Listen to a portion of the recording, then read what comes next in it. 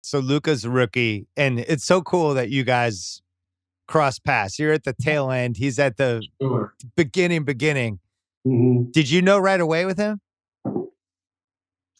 Honestly, so I've only seen video of him. I don't watch much EuroLeague and stuff. So getting ready for that draft, I only seen a few highlights from him, and I was like, oh, he looks big as a guard. I don't know if he can keep up with athleticism. He doesn't look the fastest. He drove by these guys easy in the EuroLeague, but I'm like, the defenders here are sort of different. So I didn't really quite know. I thought he could be a really good, skilled player, a big guard. I didn't know that he was actually faster than he looked, and I didn't know how good of a passer and shooter he was. So he surprised me on multiple levels. And when he got here, I think he was playing something Euroball, and then he came for training camp. And before training camp, we usually meet a couple weeks before. Guys play five, work out together. We lift, we play 5-on-5 before camp even starts.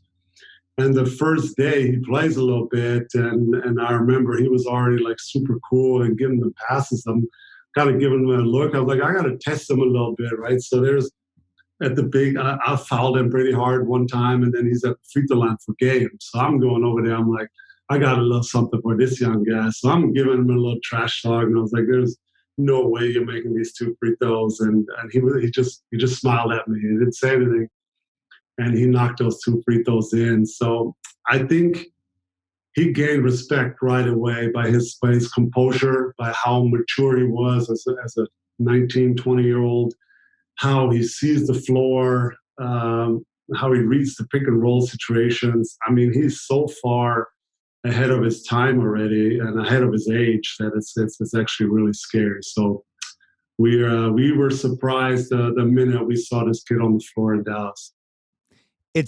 There's a bird magic quality to him where it's like his pace is the pace the game's going to be played at. Mm-hmm. Which I thought when you were talking about how he seemed a little slow, the weird thing is he's not slow. He's faster than you think he is, but it doesn't really matter because he's just getting to wherever he wants to go, which is exactly what Bird and Magic were like. They were always got to whatever spot they wanted. And it's like, you have somebody like LeBron does the same thing, but he's also like such an incredible athlete. Yeah. You wouldn't call Luka an incredible athlete, but the hand-eye coordination and the ability, I guess Jokic has a little of this too, where it's just like, I'm going to end up 7 feet over in that spot, getting the shot. I don't know how I'm getting there, but it's going to happen. Yeah. And I've been shocked by just how easy it is for him when the whole team is revolved around his offense. His usage rate is higher than any season you had in Dallas, right? That team knows what's happening. Yeah. But it doesn't really matter. He's still getting to where he wants. And I look at this Clippers series. Yeah, the Clippers wanted to play them. Yeah, they kind of kicked their ass a little bit last year. But Luka's still the best player in the series. And, at some point, if you're really great, earlier in your career, you're going to have the series where you just kick somebody's ass, right? And it doesn't matter if the other team's better. I don't know if it's going to be this year, but I don't think that series is a layup for the Clippers either. They could regret wanting the Mavs. Well, I hope so. I think with KP hopefully being healthy now for the run, he's missed a lot of games here this year, of course. But and he got hurt last year in the bubble, if you remember. Yep. The Clippers, and before then it was kind of like neck to neck, and then unfortunately he got hurt, and then the Clippers definitely took over. But we hope that it's going to be a tight, fun series. And the thing with Luka, everybody knows now his skill set, but he's so good with the ball, with the dribble, that he can get to spots. And what people don't realize, how fast he's switching directions. I don't think his necessarily his end speed, his full speed is super fast, but the way he's super shifty, like he can push back super quick, accelerate again, push back. He's super quick at changing directions. That's one thing. And then people don't realize how big and strong he is. He's a legit 6'8", 6'9". So once he has a defender that's a little smaller on his shoulder, he's going to get to the basket. He's just going to wail and push him in. He's a legit 250. I don't even know how much he weighs these days, but he's super, super strong legs, super shifty. And once he has a little bit of an edge on you, he's getting to his spots. And then he's tall enough. He's got the step back game. He's got the floater game. He can pass with the best of them. So he's a full package at 21, 22 years old. It's actually scary.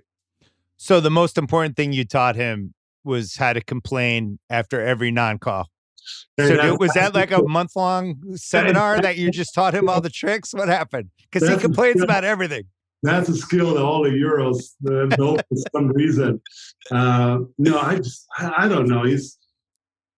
To me, I'm not in a position for me to go up to him and say, hey, complain less, because I like to believe that I complain a lot. You did. It's as a compliment. No, it's just, I don't know. I always say that I was off the floor, super quiet, super laid back.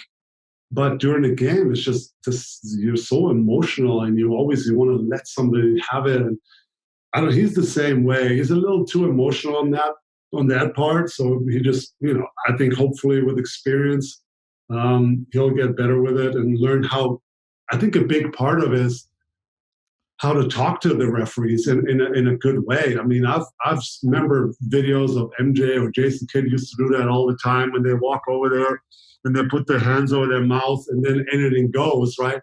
But if you do the demonstrative, actions and yelling, I think that's really what the referees feel like showing them up, and the league doesn't really love. So I think once he gets a little more experience and a little less emotional as he gets more experience, I think he's going to be great. But right now he's still very, very emotional and fired up.